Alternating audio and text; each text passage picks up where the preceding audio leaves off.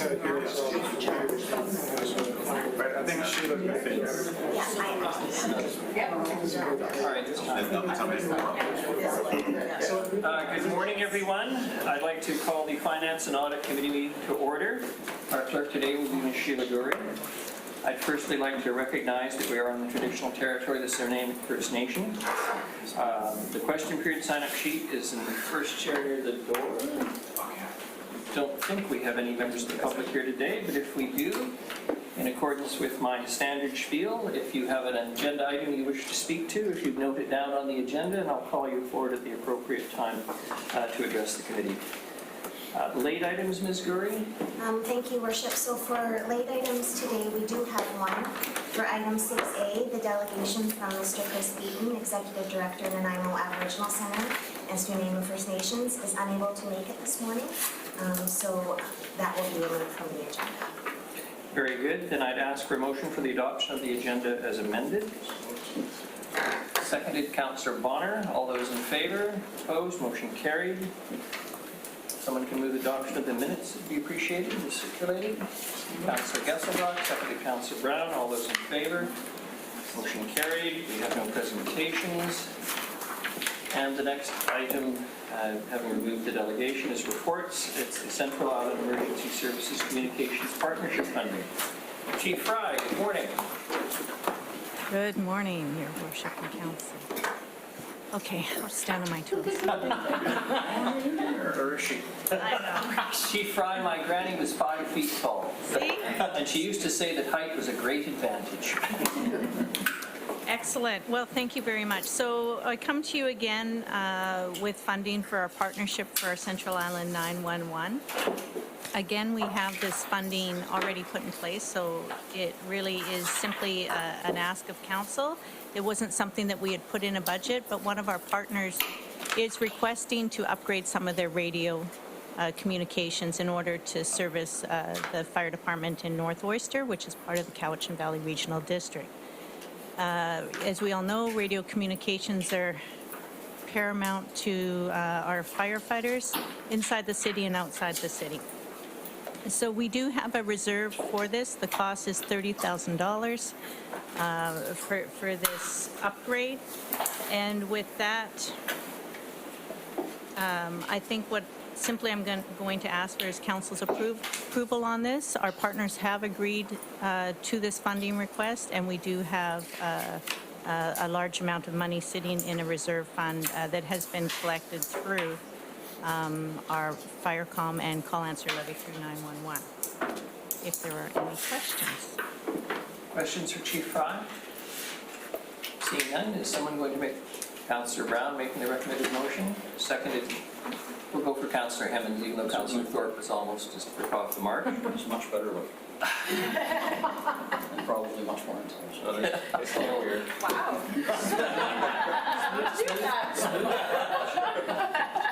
And I did tell people this morning I had a wonderful council. They're also kind to each other. Any discussion? All those in favor? Opposed? Motion carries. Thank you very much, Chief Fry. The next is the Hammond Bay Widening and Utility Improvements Project. In the absence of Mr. Sims, good morning. Thank you, Chair. I will try and adjust this so I can... All right. Can everyone hear me okay? Yeah. So, yeah, this is the Hammond Bay Road project that's currently under construction near the biological station. It's a budget adjustment to increase funding to account for a shortfall that exists because of some extra costs that we hadn't anticipated. Now, one of the things, I mean, staff see this as a fairly routine budget adjustment, but one of the things that we're aware of is that we quite often come to council and ask for more money. So from council's perspective, we probably, it seems like we're always asking for money. So I just want to give a little bit of background on a bit more overall picture. So we have about 50 projects either under construction or completed this year. About 60% of them are actually under budget, about 20% are over budget, and about 20% of them are about too even to call. So the amount that we're over and the amount that we're under, it's almost a wash. So it's about $2 to $3 million over budget and then about $2 to $3 million under budget. So I think it just helps to put it in perspective. This is just one of the many projects we're doing. And the reason we're in front of council is for disclosure of the budget. So if there are any questions, I'd be happy to. Are there any questions? Councillor Armstrong. Move the recommendation. Seconded Councillor Hemmings. Any discussion? All those in favor? Opposed? Motion carried. And I just want to say, I think that it's a welcome improvement. And we had a number of concerns raised by various folks over time, so appreciate the work that's being done. The next item is the Harewood Youth Park. Mr. Harding, good morning. Good morning, Your Worship. Just wanted to bring this forward to Council's consideration. We initially had this park in 2 phases. First phase to be constructed this year, the second phase in a couple of years. When we turned it over to our project manager, Mr. Strain, he identified some potential cost savings and some efficiencies if we actually brought both phases together. So what we're asking just formally from council is that we move the 2020, we have it in 2022, I think, isn't it? Move 2021 into 2020 and do both phases together. Moved Councillor Kesselbrock. Yes. Seconded Councillor Hemmings. We are, Councillor Armstrong used to say something. Yeah, just wondering, you said that there would be anticipated cost savings. Do you have any idea of what it is? Mr. Strain, do you have some to this? Don't have exact numbers. Estimates fine.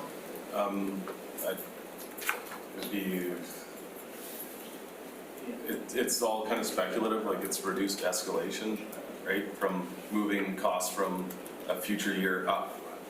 You know, you'd think that escalation would be less, right?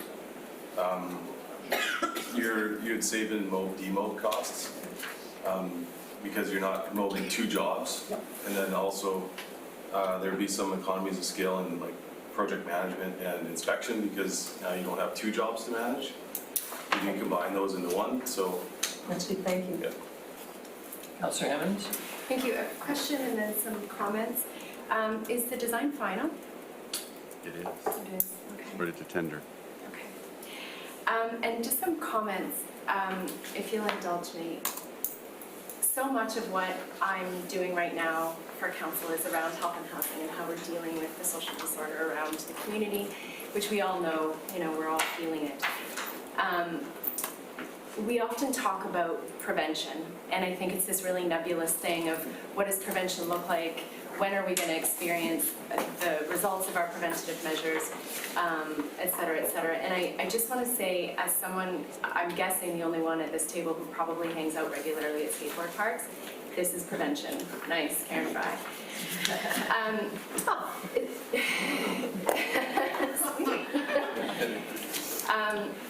From my perspective, it's places like these where children find community, children from wealthy households, from not wealthy households. Really, you just need one piece of equipment. There are 18-year-olds teaching 8-year-olds, looking out for 4-year-olds, people on scooters, people on skates, this is resiliency. This is how we build resiliency. And as someone raising the next generation, for me, resiliency is the key to what our next generation is going to need to deal with what we're facing. So when we talk about health and housing, I just want to give that broader perspective that doing stuff like this, funding stuff like this as a city is as important to me as it is to dealing with people in doorsteps downtown. So I'm really glad to see this. And my kids will be there every day. Your Worship, if I could just respond when Councillor also asked about is it design final. Design is final. Doesn't mean we're not open to suggestions or comments or thoughts about particularly this part of this park. As we know, we've done a lot of investing, as you mentioned, into a lot of those resiliencies for the youth, the covered space, the playgrounds, and such. So and then behind this park is also the future bike park.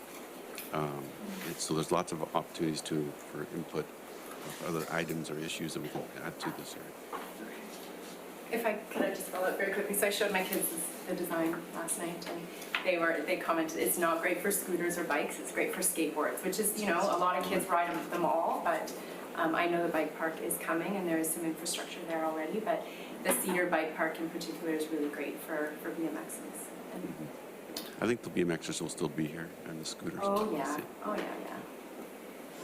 Councillor Thorpe and then Councillor Bonner. Thank you, Your Worship. Through you to Mr. Harding, this is a really good news story. I'm really pleased to see this move ahead of schedule. and achieve some efficiencies at the same time. The next in quite a lengthy line of improvements to the Harewood Centennial Park, and very exciting for that neighborhood and the entire community. My question relates to, I recall in the early days of planning for this, there was a community-led group that was doing some fundraising, and I'm just wondering, were they part of the design process or consultation process and the funding process? Absolutely, Worship. They're still involved. In fact, we're speaking with the Harewood group that's next month on some of the, we want to do a shovel turning ceremony. They want to try and get the council up for that at some point in time. They've also have raised, they got another $30,000 coming in from another donor, which will also go public with that one during either that celebration or ceremony. Great, thank you. Thanks, Councillor Thorpe. Councillor Bonner. Thank you, Worship. Through you to Ms. Harding. When we were at FCM this last year, one of the booths at the trade floor did cover big awnings, like huge things. And I showed them this design, and they said they could easily, one of their products could easily cover the same. Has that been considered at all in the development of this project? Definitely is a desire by the groups that Mr. Councillor Thorpe was mentioning with the committee that we're working on. We haven't shown it here. It is expensive to do that, but we also want to see how the park worked out. So those options are always there. Okay, I'd definitely like to see that in the future, at least a quote anyway.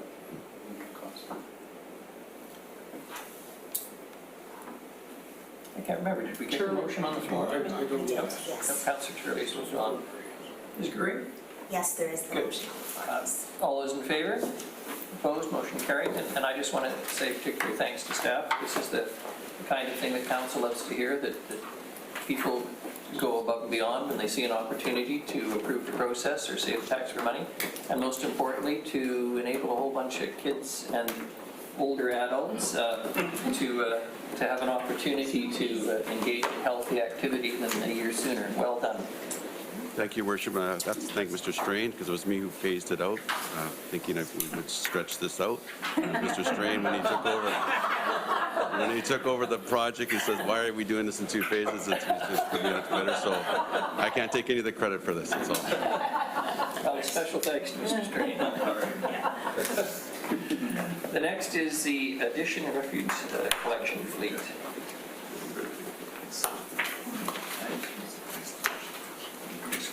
The dynamic team that will save us from draconian.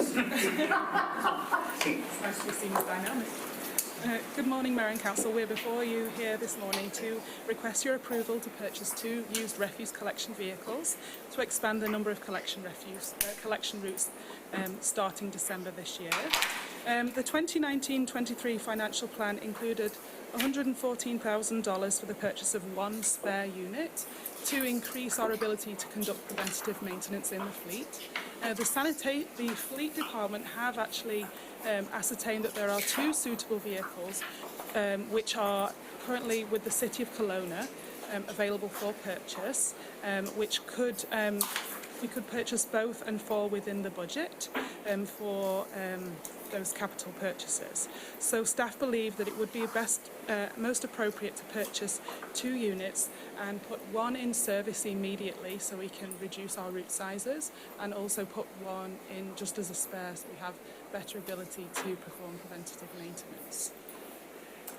So the recommendation today is that Council recommend that we purchase the 2 units and accelerate the start date of 1 refuse collector to December 2019.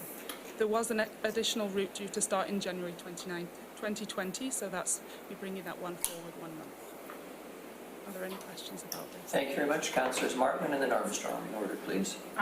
Thank you. Through the chair. First of all, garbage must be in your heart, because I saw you picking up garbage as you were coming into the building, so thank you very much. Interesting turn of phrase. I'm wondering, the vehicles are 10 years old. Do you know what the average lifespan is for these types of vehicles? We don't like to keep them much more than 10 years, especially the sanitation truck.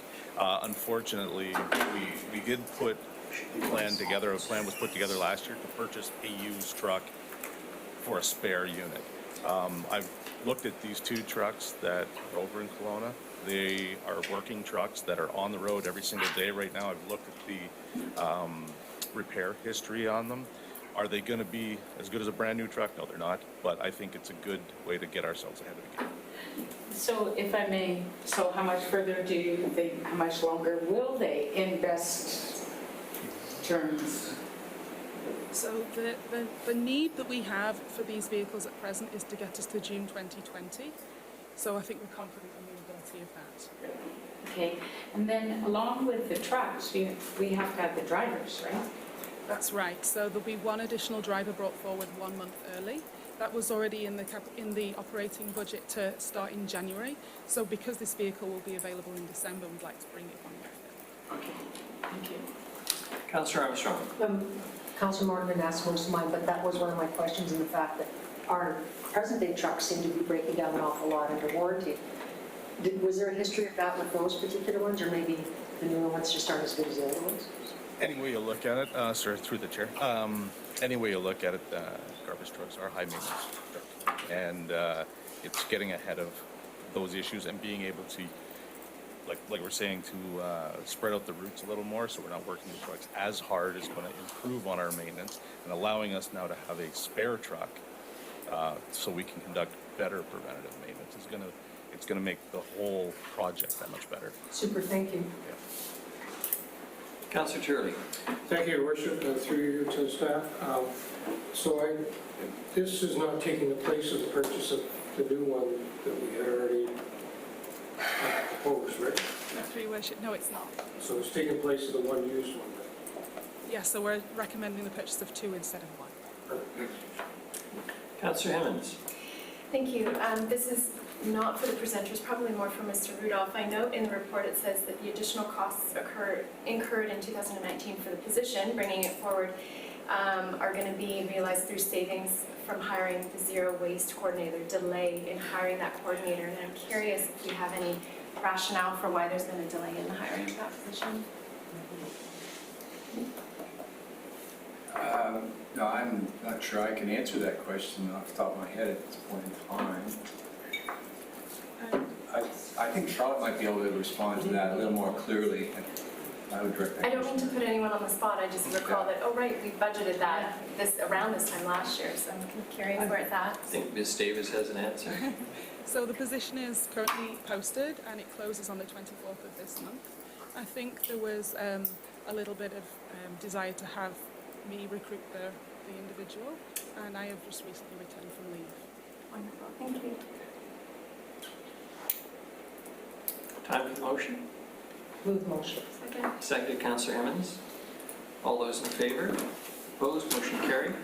I must say, loving to talk about myself as a guy who got rid of his 30-year-old Volvo wagon last year. I am delighted to see the use of already existing equipment having their lives extended and reducing the carbon footprint, and assisting our city workers who are under a great deal of strain and often unwarranted criticism by people who don't have pickup in a timely way because of mechanical breakdowns. So thank you for this.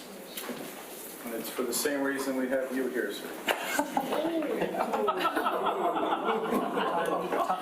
pick up Councillor Moore. You're not far behind me. Consideration of new permissive tax exemption applications. Ms. Mercer, good morning. Thank you, Your Worship. Staff has received one new PTE application before the June 30th submission deadline, and that application was from the Canadian Mental Health Association of Mid-Island, and it was received for their location at 290 Bastion Street, and it meets all of the criteria outlined in the PTE policy and guidelines. The estimated 2020 taxes that they would be saving is about $6,200. And council is being asked to either approve or deny the application. I'll move the recommendation. Seconded, Councillor Hemmons. Questions, discussion? Councillor Bonner? Thank you. Now that we're on, thank you, through you to staff. Now that we're on the topic of PTEs in core service review, we were to look at either expanding permissive tax exemption granting to 5 years, also possibly looking at a tiered level. Has that work been started yet, or is it in offer? No, but that is in, now that we've got a stable staff, as we've got some people in permanent positions, because we've had the manager of revenue services looks after that, and we had some turnover in that position. So now that we have a permanent manager in there, that is one of the things that will be on her list to do. So it's in the works to do. We need to look at the policy and remove the grants advisory, any references to that, and implement how we are going to go forward. So that would include whether it stays at 3 years or goes to 5, and those kind of things. Any further questions or discussion? All those in favor? Opposed? Motion carries. Thank you very much. The next is the one-time bonus gas tax payment. Okay, Madam. In the 2019 budget, the federal government announced that they will be giving municipalities and First Nation communities a one-time transfer of gas tax funds. And this is equated to about just over $3.7 million for the city of Nanaimo in additional gas tax dollars. There is a set of project criterias that outline how this money can be spent, and that's attached in the report. And based on that criteria, staff have put forward 2 projects that are eligible. One is the Metro Drive Complete Streets project, and this project links 2 mobility hubs, Woodgrove and Rutherford areas, with an all ages and abilities active transportation corridor. And the current cost estimate has been recently revised to just $5 million. And it was originally 5.5. And the second project was the Georgia Avenue Greenway project. And this project is a proposed 3.1 kilometer active transportation corridor through Harewood that promotes greater pedestrian and cycling activity. And the current cost estimate on that one is $1.47 million. And staff are recommending that the money be used to fund the Metro Drive Complete Streets project. And this project aligns with the criteria for the project funding. It also aligns with the environmental responsibility and livability themes of the council's strategic plan. And this project is currently in the 10-year draft project plan and is funded from the Community Works Fund in that plan. If this project is selected, that would free up money to fund other projects from using that Community Works funding. And so we wouldn't need to ask for additional tax dollars to fund our current 5-year project plan or CAP projects. So we're looking for council's recommendation. Mr. Riddle. Your Worship, I just wanted to add that the senior management group has spent a fair amount of time working through this whole budget cycle process, and strictly from a budgeting point of view, if council were to approve this, this would be very helpful in our capital budgeting exercise over the next couple of years. It's going to be very helpful from a budgeting point of view. I think council presumably would also want to look at it from a strategic point of view to see if it's ticking off the boxes that would be a priority to you, but this clearly is a spine in the system from an active transportation point of view and would complete a key link. So, and we do it in a almost parallel process with the skateboard park analogy earlier on, where we're getting it done as a unit as opposed to partially. So, having said that, it is a large amount of money, and there are a number of choices that are potentially available to you, and we just want to make sure that you're aware that we think this is our best effort at giving you advice on what might be an appropriate use of it, not only from a strategic point of view, but from a fiscal point of view. Thank you very much, Mr. Rudolph. Councillor Brown. Yes, thank you, Your Worship. Just off the top, I spent a long time thinking about this project and sort of where else it could be spent and sort of bang for the buck and going to a strategic plan, and I sort of, in my mind, I think concluded that it is in agreement with staff that it's a good project. I just noticed that the project is more than the Community Works funds, 5 million is to 3.7. I'm just curious where that additional funding would come from. It was all Community Works funds, so this would free up $3.75 million for something else. Okay, so It was fully funded. And then my one other question is slightly related to community work funds in general. The 1.6 million in 2020 for the LED conversion project, is that in stone at this point? That project has been phased, so do you want to comment on that? Or? Through the chair to Councillor Brown, the project Engineering and Public Works has phased out the project over several years, so it's still going to be funded from the Community Works Fund, but it's going to be staggered out a little bit more than it is in the current approved plan. So the draft plan will show it phased. So I guess my question is I should be more clear, is does that project have to proceed at this point? Are you asking if we have a contractual commitment? Exactly, yes. So you're asking if the LED streetlight conversion needs to proceed? Yes. So that was a business case that was done to essentially demonstrate that we can save energy and money long-term by converting these incandescent lights essentially to LED lights. Just avoids heating up the air. And we've sort of working through, we did phase 1 last year, working through sort of phase 2 this year. It's just continuing on, phasing in and saying. So we could delay it if we needed to. It's not critical, it's not urgent. It just makes good business sense to get these done as soon as possible. Thank you. Councillor Hammonds. Thank you. Like Councillor Brown, I spent a lot of time deliberating on this, and I think one of the critiques we often hear of our recycling infrastructure is that it's truncated. And so I think going straight into phase 2 along with phase 1 is it's smart. So I fully support that. A couple of questions from the report. Sorry,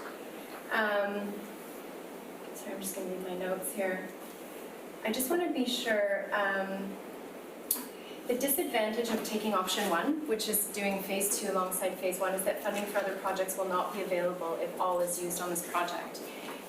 Or do we have projects that we're actively going to drop because of this, and can you identify which ones they are? Yeah, no, it was just meant that if we use this all on one project, it can't be split up. Of course, okay. There wasn't anything specifically. Okay, and then the second point is that the funding will allow the project to potentially be accelerated and free up funding from Community Works. Is this for me, the report reads as we're accelerating, but then the options say it's potentially accelerated. So I just want to be really clear that we know what we're doing. Mr. Rosen answered that. Thank you. Through the chair to Councillor Hammond. So this is a big project. Even phase 1, which is planned for 2020, it's a $5 to $6 million project. It's a lot of work to do in a short period of time. So by adding in phase 2, it makes it even larger. So we've been talking about this a lot at a staff level, and we're wondering if it may even require to be phased over 2 years anyway. So it may be that it gets accelerated, but still the project would have to be phased and set up in a way that can be executed in a reasonable way. So likely it would be over 2 years anyway. Okay, thank you. Councillor Armstrong. My question is, did the community feedback come back on that project? Because I've heard lots of negative stuff from the bus drivers, from the businesses in the area. Did we get that feedback? So we have been conducting consultation, but just preliminary consultation. We're going to do a ton more consultation with the neighborhood, with the user groups, transit, and all that. So there's a lot more consultation to go as we sort of work through the concept and the details. Yeah, it would be advertised, because like I said, I've heard a lot of negative stuff about the plan because of the lack of, again, it's for cars, obviously, and the buses were very concerned about the changes, that it's going to add time onto their routes, etc. So just throwing that out, I'm sure Mr. Pierce will be talking to you about it. Thank you. Councillor Brown. Yeah, just a comment to that. I took Councillor Armstrong's comments quite a bit to heart when she brought that up last time, and so I actually pulled a lot of bus drivers and went up there, and they didn't seem to have that concern. They thought that they could navigate the road. So. For what it's worth, with Councillor Bonner, I was going to say, for what it's worth, this has great appeal to me for the same reasons that speeding up the Harewood Park does as well. You know, if you eventually need it in the meantime, you're struggling along, far better to get something done that people would actually use. We receive a great deal of criticism because our community isn't pedestrian or cycle friendly. because we haven't done projects. This is one that ties together different parts of our community. We know that a great deal of people live in the north end, that they will then have an opportunity potentially to move towards cycling or active transportation, to use the buzzwords.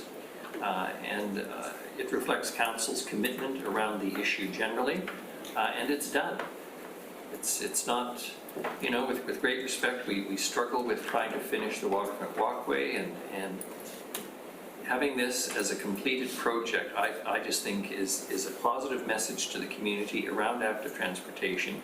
It's necessary, and as the old argument has been made by various people, you know, you don't measure the number of people by the fact that people are swimming across the river. I suspect once this is done, more people will use it. We will see hopefully an increase. And candidly, if we don't, then we've received a signal as council, and that can guide future policy decisions. But for the time being, I commend staff, senior staff and others for concluding that this is a good use of money. Anyone else? Councillor Bonner? Thank you, Worship. And we still don't have the motion, by the way, just to be remind everyone. I'm fleshing out a couple of things here. So my understanding is that, you know, we're going to be freeing up $3.7 million. And so since we're sped up the skate park, we're speeding up Metro, I'm suggesting maybe we could do a hat trick here, and that's the only hockey analogy you'll ever get out of me, is that we look at the Georgia Avenue Greenway as well. Like we're freeing up $3 million. We also have the LED lighting, which could be delayed slightly. Why don't we finish this one off as well? And do you have the capacity? To answer your question, yeah, we could delay the LED street lighting conversion and redirect those funds to Georgia if council wishes to do that. So it can be done. I'm not sure there's enough money in the LED street light to cover all the Georgia Greenway costs. It might just be part of the costs. Your Worship. If I might just sort of clarify, because I get where this is coming from, and I asked the same question, by the way, because I anticipated this as a third option, but one of our challenges we're finding in our due diligence on our budgeting exercise, we're having a challenge presenting to you about a balanced budget. This is not extra money, this is actually money we're going to need to do what we think we need to do already, so it would require a deferral of some other project to implement that side of it. So I just want to make sure you're aware that this isn't, we found $3.7 million that for additional projects, we're actually feeling that we need them just to cover the basis of the projects that would be recommended to you anyway. So just to make sure it's clear, so that's a fairly important context piece. My thinking here is that changing over to LED streetlights is a good thing. It's going to save the city money, but the production of that electricity is as I've been talking to other people, is a renewable resource, and therefore it's clean energy. So if we can finish off the bike lanes in Harewood, we're going to be taking cars off the street, and that is not renewable energy, and it's not clean energy. So we'd get more bang for our buck in terms of saving the planet by instituting more bike lanes than necessarily putting up LED lights right away. Councillor Martin and then Councillor Hemmons. So thank you, through the chair. I'm just trying to understand, so it said from 2005 to 2018, we have a current balance left over of $8,500,000 approximately, right? And then we received this year an additional 3.7, so with a total of 7.6. Does that mean we actually have 16 or so million? No, we would receive, we just received double what we received last year. So we received 3.7 last year. They gave us a bonus of that, and we'll add that to our 3 million. So we'll end up with 7 million total this year, not 16. For this year, but it says we have a current balance right now of 8.56 from 2005 to 2018. The city received 31.9 million and we spent, or the previous council spent 24.8 million with a current balance of 8.5 million. So Wouldn't this be an additional to the 8.5? at this point, I think when this was originally written, we hadn't received the money, so we would add 3.7 to that. But this, keep in mind, all of this money is accounted for in the budget to fund a myriad of projects over the next 5 to 10 years. Okay, thank you. Councillor Brown. Yes, thank you, Worship. Councillor Hammond. Go ahead. She'll defer, she's gracious. Just thinking about what we approved around the park, thinking about Councillor Bonner's comments, and also Councillor Hammond's comments earlier about having connected networks. I think about sort of the projects coming online, the Lakeside Corridor, some of the great bike lane projects that are going in there. To me, I would really support exploring making that network even more complete around that existing hub, the school there, all the recreation, and connecting with those already existing networks or the ones coming on stream next year. And so I think it's worth exploring. You know, just don't see the bang for the buck in that 1.6 for the LED currently. Could be going to something like this, but I'm aware we're also the motion that is on or potentially on the table is around just choosing that surplus. So I would be looking for your guidance on when maybe we can have some conversation about phasing of some of those projects. I think the appropriate venue would be GPC with the staff report to ensure that we have. I think what we need to do is give you a more wholesome briefing on this, on capital projects that are candidates or in the queue. As Mr. Rosen indicated, we have 50 projects this year, so there's a lot of balancing of priorities and so on to do. So I think you'd be wise to take, you know, if the decision is to go with this one major project on Metro, and then defer and put the other conversation in the context of a bigger set of capital issues, because there are a number of projects that are related to this that you need to know about the status and the timing and so forth. So if it's your wish to have a session, I think it's a good idea to pre-budget kind of conversation around capital. That would be a good idea, and we could nest this conversation in as part of a bigger narrative about some of the other streets and the network as well. Just, it would be helpful for staff to get that feedback early too. Before I go to Councillors Hemmons, Armstrong and Thorpe, I think we have to keep in the back of our minds that we didn't arrive newborn in this process, that staff have had many conversations over many years with many groups, neighborhood associations, whatever, around capital projects that may be small and not really on our radar, but represent commitments of previous councils, and some folks have been waiting a very long time potentially, and we don't know what they are. With great respect, I suspect, maybe I'm wrong, but I suspect we don't, and so I don't think we should make these decisions easily. I don't regard this as stepping into the operational area where we're not supposed to play, but if we are going to make decisions, as we ultimately have the responsibility to do, I want to do it with a fulsome understanding, as Mr. Rudolph has pointed out, as to what we have, as Ms. Mercer's hinted, Mr. Rose very, I won't say unsubtly, that there are consequences, and you know, we have a chunk of change, but it's just a chunk of change. Costs are rising. We may well want to accelerate a capital program if the economy takes a dip, and it'll be good for our citizens, but we don't know that yet. So I think Councillor Brown's comments and Councillor Bonner around looking at this in a bigger picture is a very good thing, but I think we should be doing it in a thoughtful way with the staff report.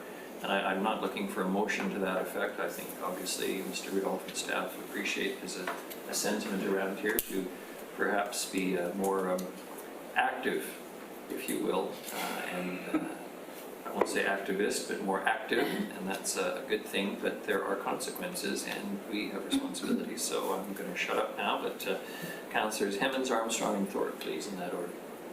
Thank you. I want to thank Councillor Bonner for bringing this forward. I'm in support of the recommendation when it makes the floor, but also this idea that we have projects that are kind of on the books. What I'm hearing Mr. Rudolph say is that whatever we accelerate or put on the books that aren't already there, we have to look at what projects we're going to take off. And I think the LED light project, for me, is not a priority, so I thank you for identifying that has some funds in it that we could potentially use to to enhance our network. And regarding, I know we've all received the emails of the pictures of, this is my sidewalk and it's a lawn with a curb. I just want to paint that picture for everyone so we know what we're doing. The cycle trail, the ENN, ends at Mostar, and there's nowhere to go after that. You either have to go as a cyclist onto Mostar, which is a little intimidating, or you're riding on the sidewalk. So this project connecting the ENN to Metro is going to be massive. So I think accelerating is brilliant. Thank you. Councillor Armstrong. I actually want to move the recommendation that we use the one-time bonus to fund the Metro Drive Complete Street Phase 2 project. Second. Second to Councillor Martin, but I'm going to Councillor Thorpe in order here before we speak to the motion. Thank you, Your Worship. Very quickly, I'll support the motion. I think we should move ahead with this, and I also agree with your comments and those of Mr. Rudolph that, and the other councillors that would like to have a bigger discussion and a bigger picture to look at so we can identify some priorities. I think that's important to have everything on the table to compare. And as you say, trailing clouds of glory would come. So there's history in a lot of these projects that we need to be aware of. But I'll certainly support this recommendation. Councillor Gesselbrook. I'm stoked about the completion of the Metro Drive portion. I bike that sometimes twice a week, and looking forward to not having to do the bicycle gymnastics on the curb and then onto Metro and brave the vehicle, so that's great. And also I think that it will be worthwhile to have a bit of a capital project discussion to sort of see what's coming down the pipes and, if we can look at priorities a little bit. So, thanks.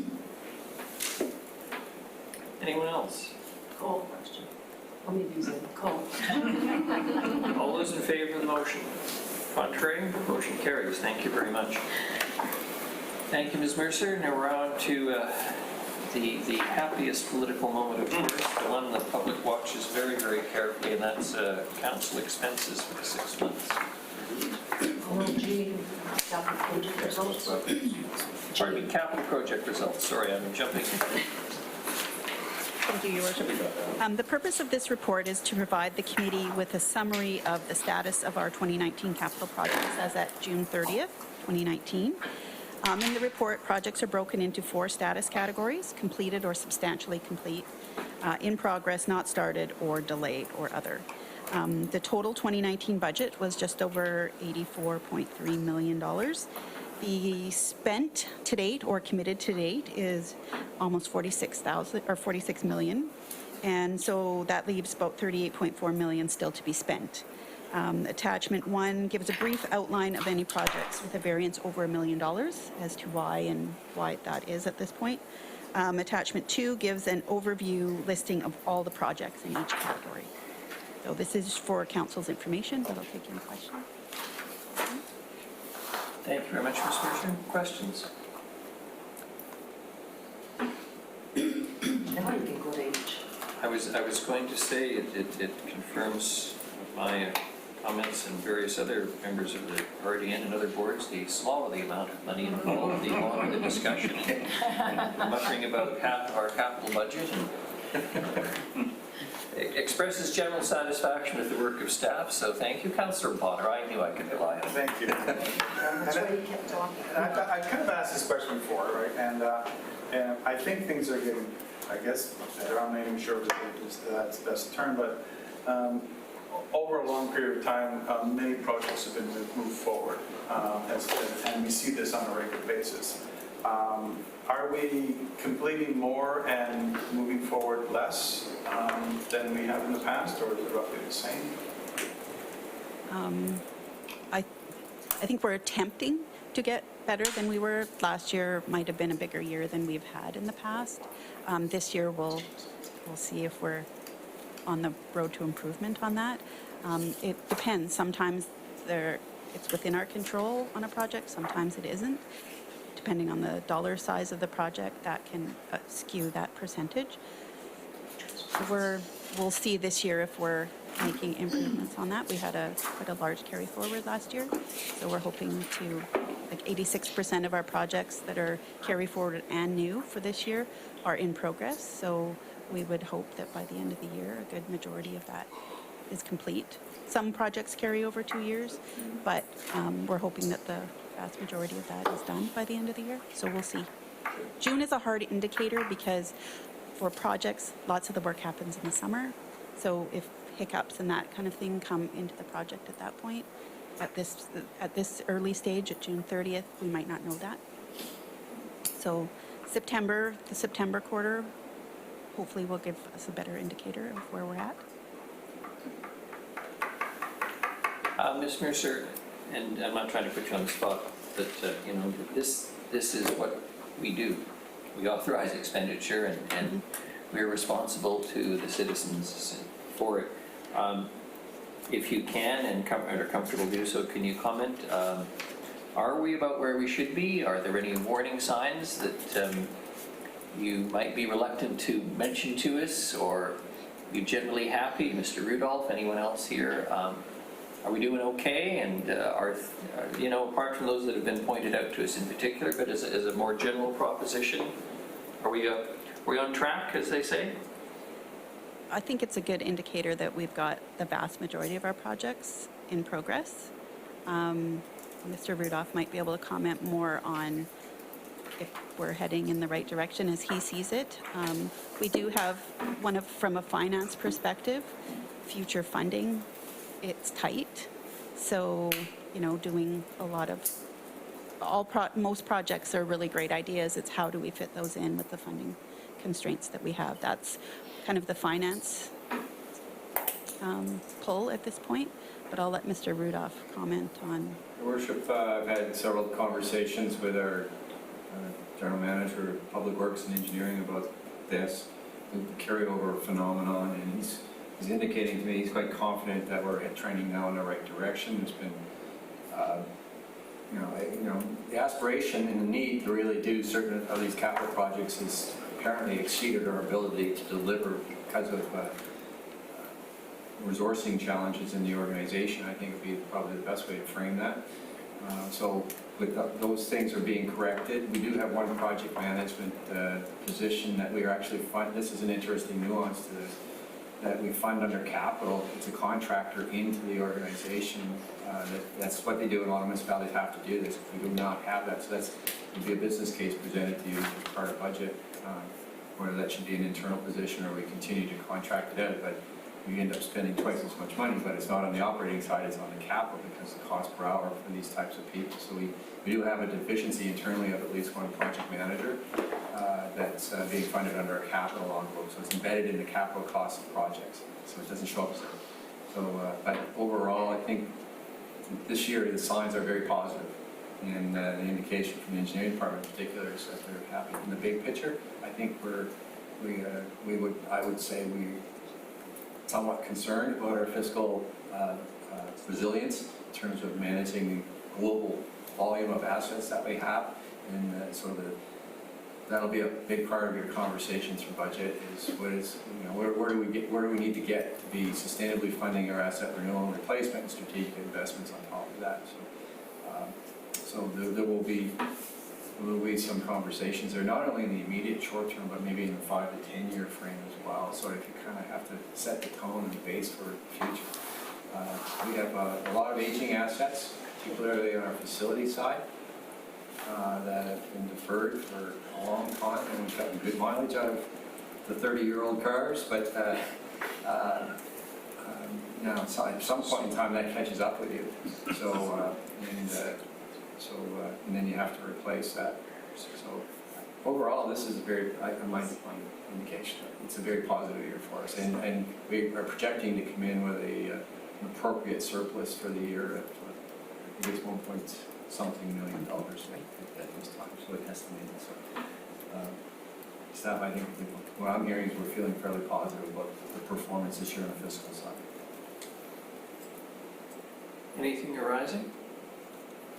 Ms. Mercer, all the staff who are managing the money of our good citizens, thank you very much. Much appreciated. This was for information only, but you don't get to go away. Now we're on to council expenses for the 6 months ended June 30th. So this report is a summary as at June 30th for the year-to-date expenses for each member of council. This information is compiled all year and is included in the statement of financial information, or as the SOFI, as we call it, report at the end of the year. And this report is just for information only, and I believe all of you have seen your expense listing already, because what we like to do is give you a copy so you know what's coming and make sure that each one of those is a valid expense. So I can answer any questions. Councillor Armstrong. This comes from somebody that sent me an email. Some are over in their budget allotments. Do we need a motion for them to be over? Through your worship, to Councillor Armstrong. As long as they're within their total budget, Within the total? we're fine, yes. And if they're getting close, then we should be making a motion to give them extra, or how are we going to deal with that? Yes, so we would be, if they're getting close, we would be looking to council to make a recommendation if. Okay, thank you. Yeah, I'll borrow from you.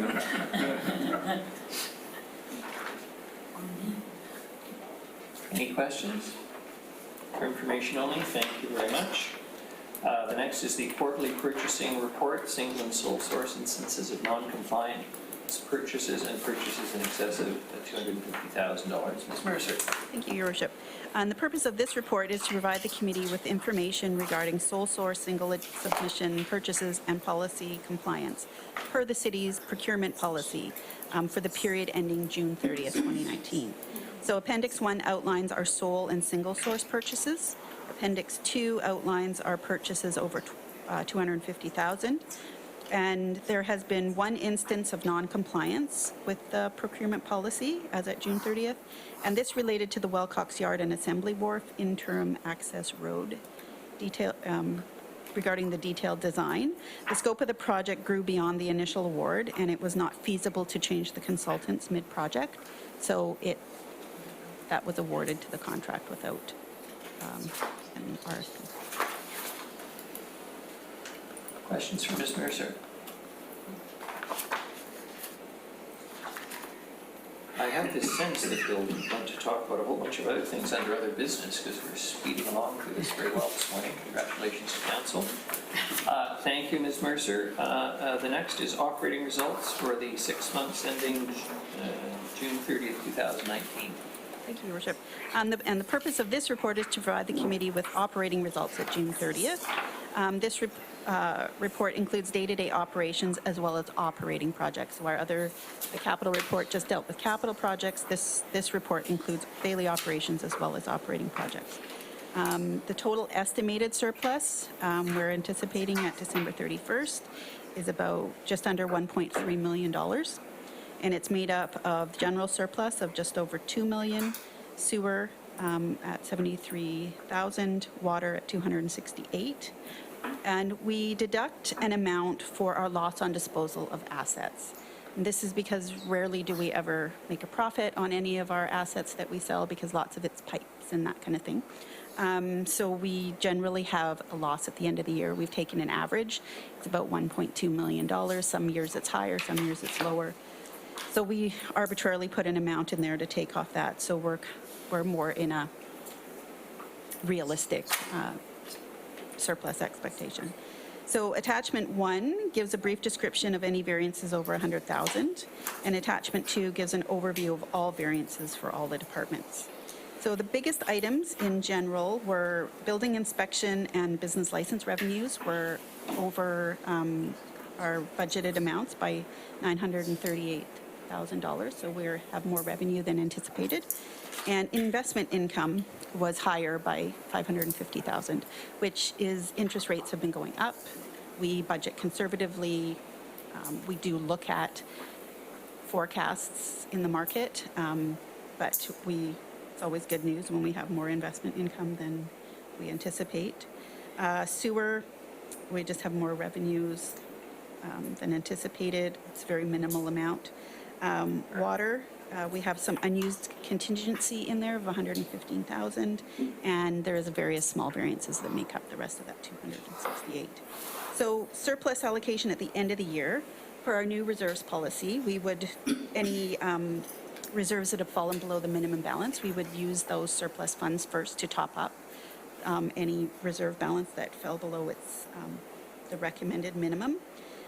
We will need $700,000 of this to top up our reserve relating to our post-employment benefits. So each year, we have an amount based on an actuarial assessment of what our benefits, our liability for these post-employment benefits will be, and we have to do an entry each year, and the average is about $700,000. We are under review right now for updated numbers, so we will, starting for the 2019 year, 2020, we will have an updated value. So that number could go down, it could go up, depending on how that valuation comes out. We're currently underway with that. So there's not a lot left over, but that's what we're anticipating at this point. Thank you, Ms. Mercer. Councillor Turley? Yes, Your Worship, through you, Ms. Mercer. Grants in lieu of taxes has increased. Is that because there are more government agencies doing that, or is it because each one is big? Through Your Worship, to Councillor Turley. It's, we have a list of all the properties, and I believe there was an additional property that, there was some additional properties that got added that we weren't aware of. So we budget for what we know, and if there's an additional properties that come on, we'll get additional money for that. Thanks. Councillor Bonner? Thank you, Your Worship. Through to Ms. Mercer. Can we go a little bit more into this capital assets loss? Like you mentioned pipes, just kind of tweaked me. Does that mean that we're buying X amount of pipes for a particular project? We don't use them all, so then we sell them off, or? No, so through Your Worship to Councillor Bonner, what it is we have a capital project. We're digging up, we have to replace sewer pipes, water pipes. Those pipes come out of the ground and they have an expected life. So if it's 40-year life and we pull it out of the ground at 30, there is, and we get $0 for that, we have a loss on the disposal of that asset. So all of those add up to a loss on disposal of assets. That it's just assets we have that we anticipate a certain lifespan, and if we pull them out of the ground or we dispose of them earlier than we had thought, there is, and we get no money for it, there is a loss. I think what we're saying is the depreciated value. Yes. Turns out to be $0 as opposed to $50. Yeah, so if we had a pipe in the ground that we pulled out at year 65 and we had depreciated it for 60 years, it's, yeah, we got 5 extra years out of that and we dispose of it, and the net loss is $0. But if we disposed of it at year 50 rather than 60, we have a depreciated loss on that. And so, just on, is this an accounting thing? So Yes. you haven't actually lost 1.2 Yes. million? So what happens to the 1.2 million? It's recorded in our records. It's entries at the end of the year that we do. So it's a cost to the city because we can't depreciate that anymore. So it's an accounting entry, but it does affect the surplus. We don't physically lose $1.2 million cash, but it is a cost to the city. Okay, like, this is why I do website design, not accounting. So I'm still, obviously I'm still not getting it. We have $2.4 million in surplus, a net surplus, and we've not depreciated or depreciated pipes that we're pulling out of the ground, as an example. And then all of a sudden that 2.4 went down to 1.28. To me, that's $1.2 million just disappeared. But obviously I'm not getting this right. Yeah. Book value. Your Worship, Sorry, go ahead. Worship, about 10 or so years ago, there was a change to the public sector accounting system brought to the public sector, the municipalities, by the esteemed Academy of Accountants,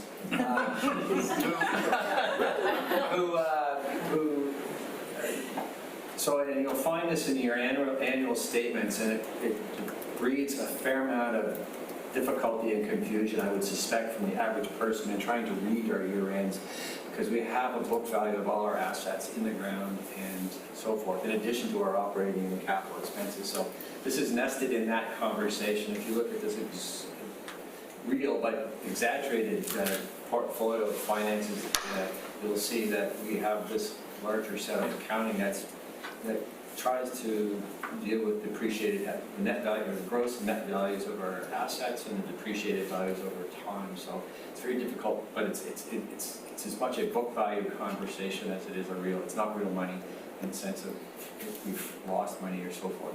It's a little more abstract than that. I'm not doing a great job of it. I'm not an accountant, but for me it was a great deal of challenge in municipal non-financial circles trying to get their head around this. But you always see this reflected in the year-end annual numbers, that there's large numbers that are attached to this. This is part of that book value exercise of recognizing that these are assets, they have a value, and they should be accounted for. I don't think I've clarified that. That was my intent. Councillor Gesselbrook. Just to follow up on that, though, that larger accounting is helpful for our asset management strategy long term and that, so that's. Yeah, that all falls into our asset management plan and how we know that we have replacement plans based on the useful life of assets. Thank God for accountants. Councillor Bonner. You indulge me one more then, please. So when we're actually working on a particular project, is that a line item in the budget for that project? To say we're going to pull these pipes out 10 years early, and therefore we will incur a loss, and there's a sort of... Through your worship, through Councillor Bonner, no, those are not part of the capital project. Often, in some cases, we might not know exactly what's going to be pulled out of the ground, or, yeah. So, but that part is strictly an operating side of the financial statements, if you want to put it that way. The capital project is just putting in the new stuff. But if we build a capital project, we build a community centre in the south end, we increase our asset base. So at the end of the year, we say we had $1 billion, and now we have $1.04 billion. I'm reminded of a story about a fairly long-dead politician whose wife once eloquently said, "What's deficit financing? It's just a figure in the book."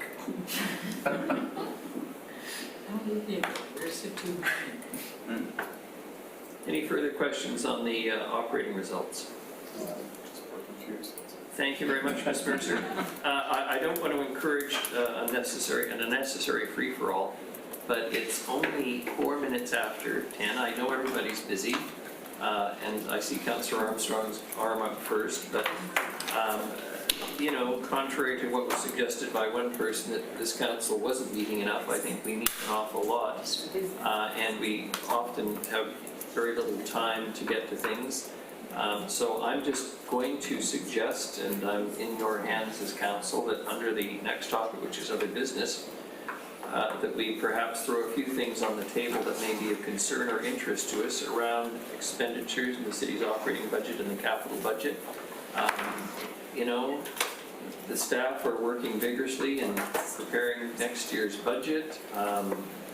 Some kind of understanding, sense of things, perhaps options that they might not have prepared for us, but might consider doing because of what might be said around this table. I just think it's a fairly useful time. I'm not asking for motions or anything of that nature, but we don't often have any free time to discuss in a formal and open way so that the citizens can understand what we're thinking. Those things that might be, we'll call it pet projects or pet problems or things we're conscious of that I just think it may be worthwhile. Councillors Armstrong and Turley in order. Two things. One, I would like to see when we do that capital projects, I would like to talk about our sidewalk budget, because I do agree with a lot of comments that are coming forward that I would like to see more emphasis put on, like especially leading to schools where our vulnerable population is. So I would like to have that discussion. And then my second thing is just throwing it out for discussion again, is where we're at on our committees, if we're going to be having a more vigorous discussion about which ones we want to set up for a task force. Those are my 2 points. Thank you. If I can, I can respond. It certainly will enable that conversation with respect to sidewalks and other all things. On the committees, we actually are coming. There's the GPC workshop on September 30th, and that is a central conversation piece in that which will be facilitated by our city director of legislative services. So committees will be full part of that conversation coming at your very next meeting on the 30th. See, we've already had a useful discussion. Councillor Turley. Thank you, Your Worship. Short and sweet, too. Sorry, Jim. Unlike some You're speakers. lucky I don't have a whistle. Quit, stop me, come on now. Need a penalty box here? Yeah, right. Spent a lot of time there. So the question I have is when we do a project, I'm thinking of a road project that has a potential effect on traffic flow, and I'm thinking in basic terms of this Opal Drive issue where some mysterious council apparently lives on it. God knows who that is. I think for the record, you want to state, given this is public information, Councillor Turley, that no councillors live on Opal Drive or anywhere near it. Anyway, the question I have is, when that is finished, do we do a traffic study on some of the other intersections to see what effect it's had on? The reason I'm asking is because I do utilize the departure bay up on this intersection quite frequently, and unless my travel time has changed, which I don't think it has, I've seen quite an increase in traffic lining up there. And I don't know whether it's worthwhile that we can answer that Don't have anybody from the engineering department here, unfortunately, at this time, so we can get back to you on. The thesis is yes, we monitor that, and there's certain traffic counts done and so forth, and I think the engineering department is very alive to some of the changes that they contemplate and then post assess. So it's not just anecdotal, it'll be based on data as well. I don't wish to suggest that this is an answer you should rely on, but my recollection around this discussion from Mr. Sims was that they were monitoring and would do so to see what the results were. So I'm fairly comfortable that staff, as one would expect, is absolutely alive to this issue. I mean, I haven't seen any of these traffic counters there yet, but hopefully I will. I think, Councillor Brown, did you put your, no, maybe it's just my mind. Councillor Martin. Oh, Councillor Thorpe, yes. First time I've ignored Councillor Thorpe in weeks. It's all right, no, you've been doing very well. Thank you, Your Worship. I also look forward to the discussion both on committees, as Councillor Armstrong indicated, and especially on capital projects. And that's something I've been looking forward to for a long time. I think we need to see everything on the table or on the overhead and get an idea of what's out there, what's in the works, and what we see as priorities and what the budget implications are for those. Because we all want to get things done and move projects ahead. We have to also understand what effect that's going to have on the budget and taxation. So I think that's going to be a really important information session and discussion.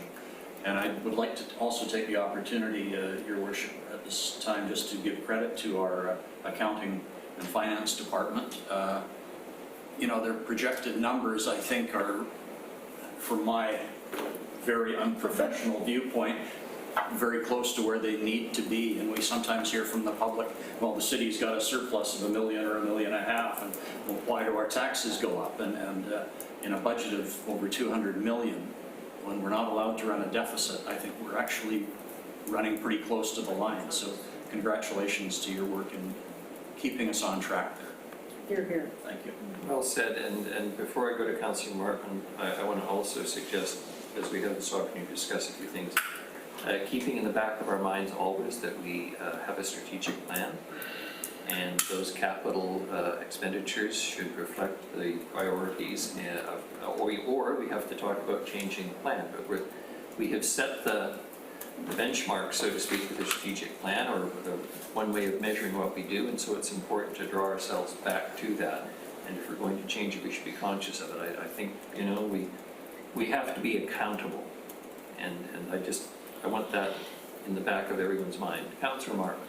Thank you. I just wanted to bring up the, for lack of living room, the daycare space, where we put funding aside for it. And I'm just wondering where that's at. I haven't heard anything more. I think Mr. Harding. No? Yes. I can update that. Do you mean Or you can't?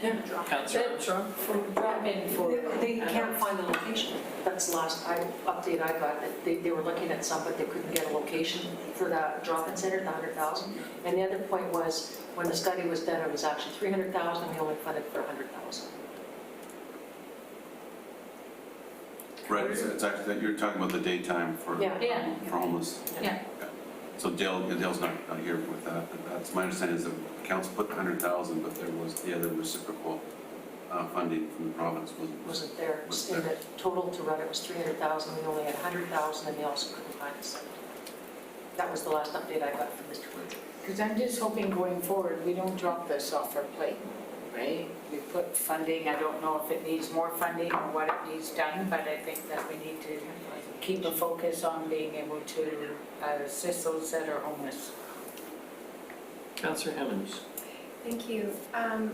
Great question, and I think I'm not, to back up Councillor Armstrong, I'm not familiar with the space location issues, but I do know that the 100,000 was never meant to fund it entirely. No. It was meant to be a partnership, and to date, those partnerships haven't come forward. So I think these are some of the things that we should be thinking about when we're going into UBCM. And this is part of why I think on Monday expressed a little discomfort with our messaging, because we have a whole bunch of messages we want to put to the provincial government. We have fastenary, we have homelessness, we have da-da-da-da. What are our priorities? What are our key pieces? And I think to date, I don't know how we can do that, but I think these are things we should be bringing, we should be elevating in UBCM. Councillor Armstrong. Just to follow up on what Councillor Hammond said too, and I think sometimes people think we're not doing something, but we're bound by restrictions on some of the things that we have done because there are agreements that we can't disclose. So I think people need to be aware that we are doing things, but we just can't disclose some of them yet. And hopefully and soon we'll be able to. If I can come back to something that Councillor Armstrong started with around sidewalks, for instance, is I mentioned in passing to one of our important senior staff the other day, I mean, what does a sidewalk cost? I mean, my recollection is of the wonderful report that I was given to, get the state of the city address kind of thing, that we had 547 kilometers of road we service, and is it 330 kilometers of sidewalk? So if we assume that we went sidewalks on every road, and that's not double siding it, of course, which is what some people think or believe we should have, sidewalks on both sides, that's a 400 kilometer expenditure. And it seems to me around the communication side of things, and I'm looking to Ms. Roque, I mean, it seems to me that kind of information and what things literally cost or an average, it's not bad information to have if we can access it without a great deal of staff time, but I throw it out as a potential expenditure so that people get some idea of when they write in pleadingly and say, oh, well, just fix this block, why don't you do this? Well, that may be a $400,000 project and they're thinking 50 grand. And I think that kind of information is useful both in terms of engaging citizens, but also enabling us to do our job more effectively when we make decisions. I mean, I appreciate that, putting a sidewalk in Solaire will be different than putting a sidewalk in Rocky Point.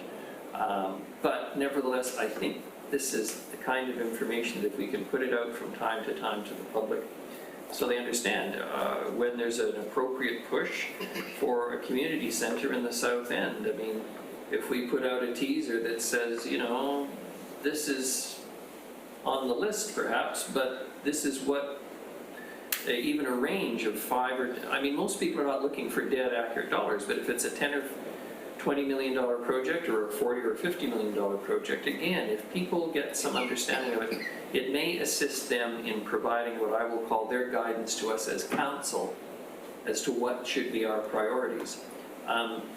Candidly, in reaction to the Metro Drive project, for instance, and I don't want to be accused of saying what's a million, but I think you're getting a lot of important infrastructure for what is, relatively speaking, not a great deal of money. And if that's the case, then we need to say that from time to time. I just think it's a good thing to put that kind of information out. Ms. Roque. Thank you, Your Worship, to yourself and others. This goes back to a conversation when I first started around the budget time, and one of the things that was very striking to me is that the city of Nanaimo isn't dealing with 50 million or 200 million in infrastructure assets, you're dealing with 3 billion. So when it was budget tax time, our communications team got together with the finance team and started that kind of language. Did you know that the city is responsible for 3 billion plus? And over the summer, we met with Public Works and Engineering looking at our project signage.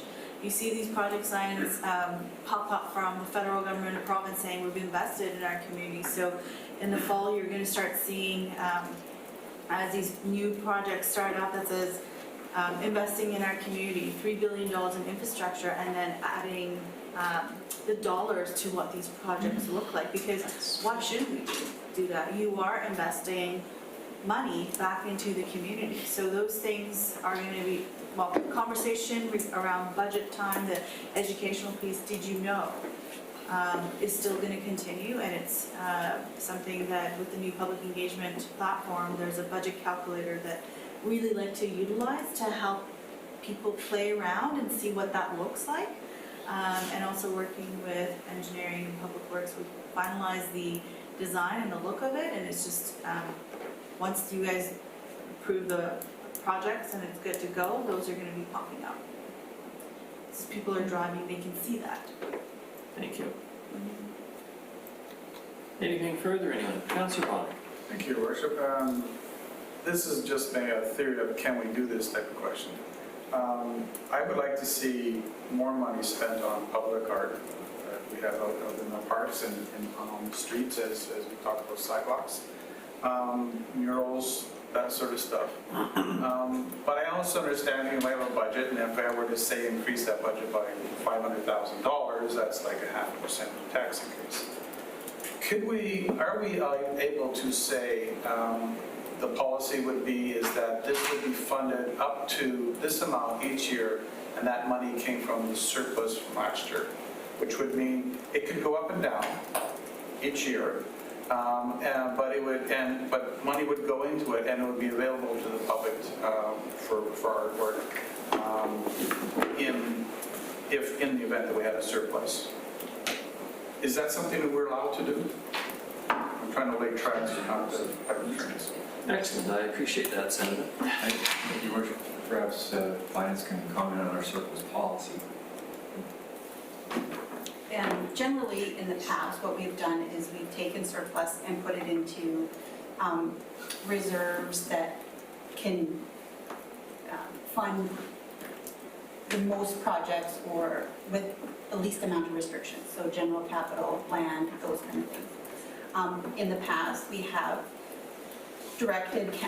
had direction from council to put X number of dollars into a reserve for specific things.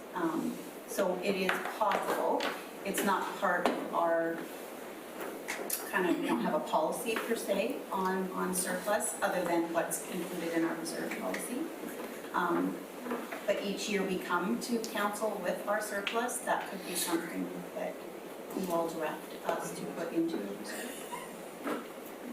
So it's possible. Or we could work on a reserve policy that articulates these types of things, or not reserve, a surplus policy that defines things a little more. So as Ms. Mercer's indicated, right now it's designed for maximum flexibility, but it could be earmarked at the same time. We have a special initiatives reserve that could be exactly for that purpose. If you wanted to put X number of dollars from surplus into that reserve, you can do that.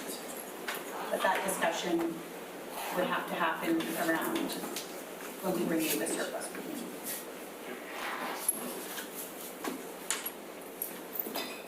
Anything further? Motion to adjourn. We do have a question period next. I gather we have no questions to ask. Let me just say thank you, everyone, for the contribution this morning and the assistance from staff and the reports. I think it's been very useful.